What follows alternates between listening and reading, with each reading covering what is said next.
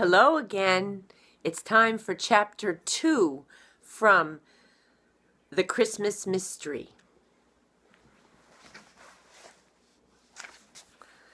December 2nd. Joachim woke up before Mama and Papa the next morning, too, but he nearly always did. He sat up and looked at the big Advent calendar. Only now did he notice a little lamb lying at the feet of one of the shepherds. Wasn't that strange? He had looked at the large picture with all the angels and the wise men, the shepherds and the sheep, many, many times, but he hadn't seen the little sheep until now. Perhaps it was because he had read about the lamb on the piece of paper that had fallen out of the calendar.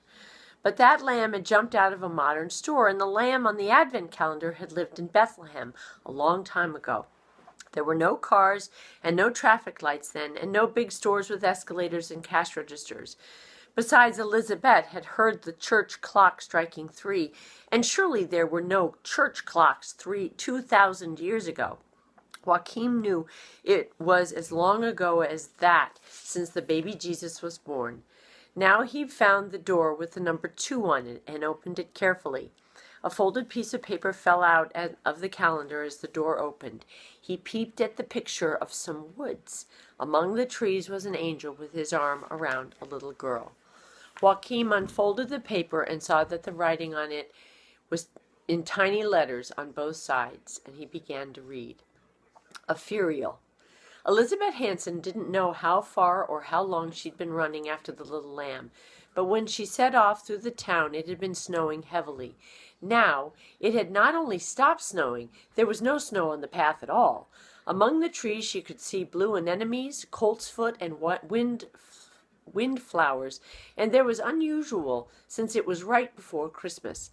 She picked an anemone and looked at the beautiful blue petals carefully. Picking flowers at this time of year was every bit as mysterious as it would have been to throw snowballs in midsummer.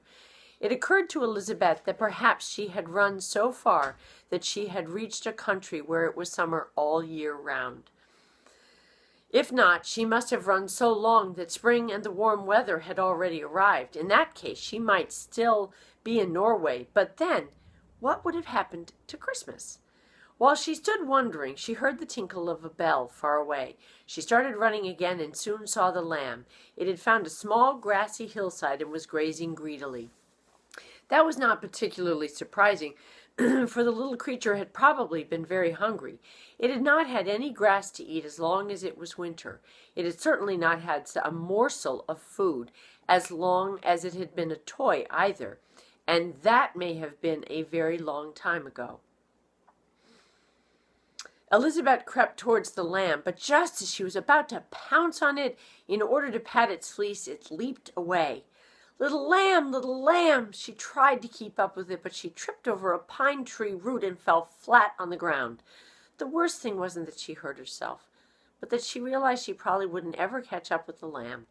She decided to follow it to the ends of the earth, but the earth was round after all, so they might go on running around the world forever, or at least until she grew up, and by then she might have lost an interest in lambs. When she looked up, she saw a shining figure between the trees. Elizabeth stared wide-eyed, because it was neither an animal nor a human being. A pair of wings were sticking out of a robe, as white as the lamb. Elizabeth was only just getting to know the world. She knew what the most common animals were called, but she hadn't learned the difference between a tomtit and a yellowhammer, for example, or between a camel and a dromedary, come to think of it. Still, there was no mistaking what she was looking at. Elizabeth understood at once that the shining figure must be an angel. She had seen angels in books, but it was the first time she'd seen a creature like that in real life. "Fear not," said the angel in a gentle voice.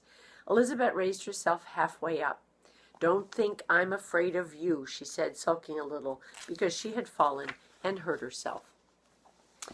The angel came closer. It looked as if he was hovering just above the ground. He reminded Elizabeth of her cousin Anna, who could dance on the tips of her toes. The angel knelt down and stroked Elizabeth gently on the nape of her neck with the tip of one of his wings. "I said fear not, to be on the safe side. We don't appear to humans very often, so it's best to be careful when we do. Usually people are very frightened when they are visited by an angel."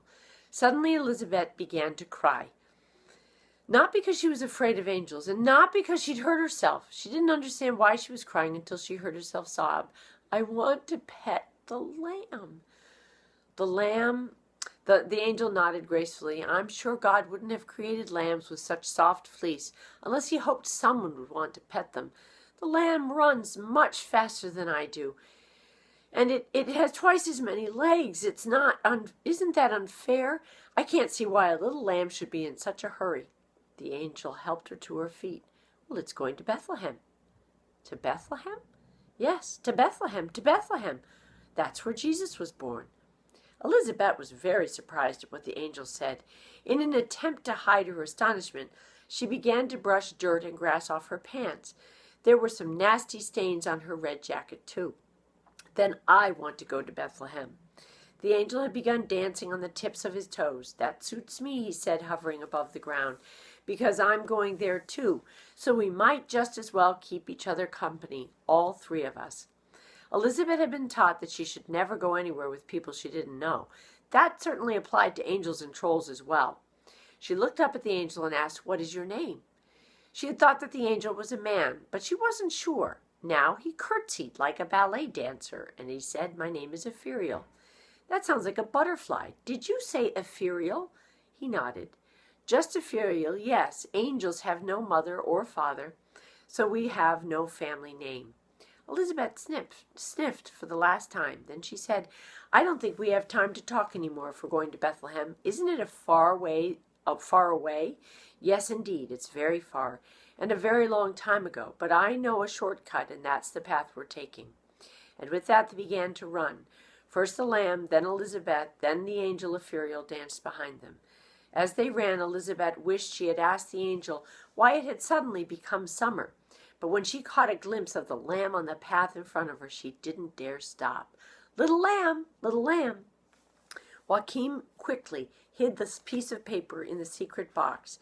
It was John, the flower seller, who had left the old calendar with the bookseller. Did he know about the scraps of paper, or was Joachim the only person in the world who knew the secret? Another thought struck him. Elizabeth. Wasn't Elizabeth the name of the woman whose picture John had put in the window? Yes, it was. He was certain of it. Could it be the same Elizabeth he was reading about in the magic advent calendar? She was only a child, it's true, but the calendar was so old that she must have had plenty of time to grow up during all the years that had passed. Mama and Papa came in that day, too, to see the picture in the calendar. "An angel," whispered Mama solemnly. "He's comforting Elizabeth. She was running so fast after the lamb that she fell and hurt herself." Mama winked at Papa, and Papa smiled shyly. It was probably because they thought Joachim was good at inventing stories. They didn't know that he wasn't inventing anything at all. That day he had to get to school early, so there was no more time for talk. But Joachim thought about nothing else on his way there. When he came home from school, he had to let himself in. He got home a little earlier than Mama nearly every day. He rushed to his room and looked at the calendar. It was still there. He had had to ask himself a couple of times during the day whether it had only been a dream, because Joachim was always dreaming about the strangest things. He longed to know what the picture behind door number 3 was. Should he open the door? All he had to do was push it back afterwards and pretend he hadn't done it.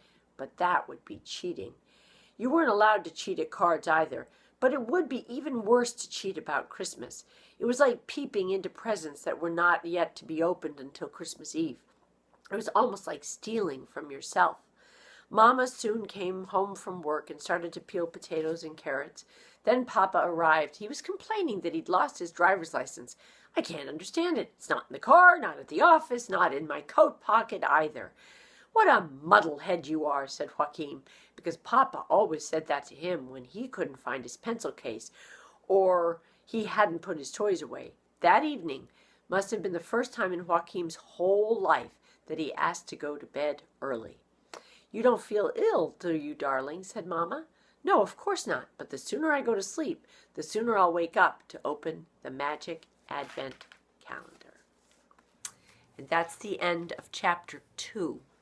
Until tomorrow, Merry Christmas.